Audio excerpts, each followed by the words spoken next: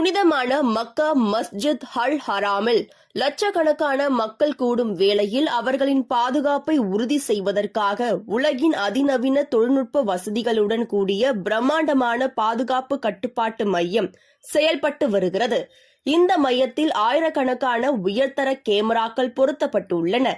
இவை மஸ்ஜித் அல் ஹராம் வளாகம் முழுவதும் உள்ள ஒவ்வொரு சிறு அசைவையும் மிக துல்லியமாக கண்காணிக்கும் திறன் கொண்டவை.